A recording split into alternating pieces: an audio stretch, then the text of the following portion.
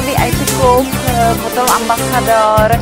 Dneska otevřelo nový poker room a pořádá zahajovací turnaj Free Roll, kde jsme obsadili 5 stolů.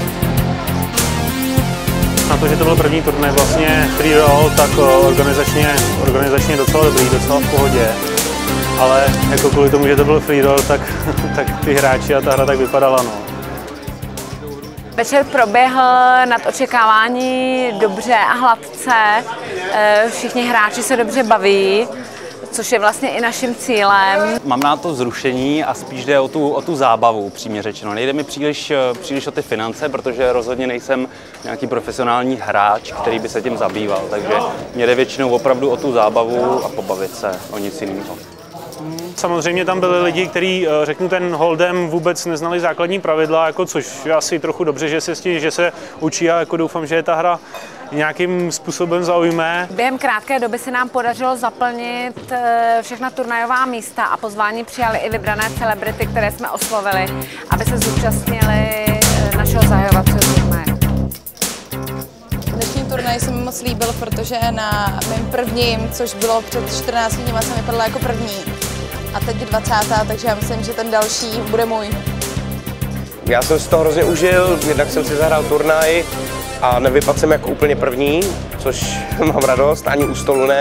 Pro mě je to zábava, odreagování, nakouknutí do nějakého jiného světa, je to takový old school svět v tom kasínu, kdy člověk, ty žetony jsou hezké věci, je to tam noblesní a do toho kasína to prostě patří.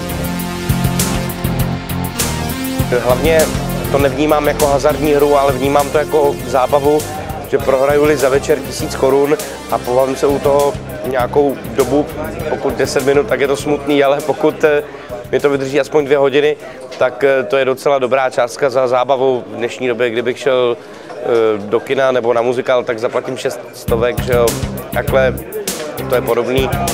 Je to pro mě zábava, odreagování a to všechno s velkou noblesou. VIP klub AS ve spolupráci s PokersGate.com by nadále rád prezentoval a představoval poker jako volnočasovou aktivitu, zábavu a sport pro širokou veřejnost. Když budu pozvaná na příští turnaj, tak se nejenom dostavím, ale i ho vyhraju. To samozřejmě o štěstí, o velké trpělivosti, o empatii, o sledování těch ostatních hráčů, o tom, co dělají u toho stolu, jak se chovají. Je to o zkušenostech, takže já určitě budu chodit hrát, protože když budu hrát jenom doma v obyváku, tak se to prostě nenaučím, tak jako když budu hrát proti cizím lidem. To je rezime z toho dnešního večera, povedlo se to, budu chodit hrát.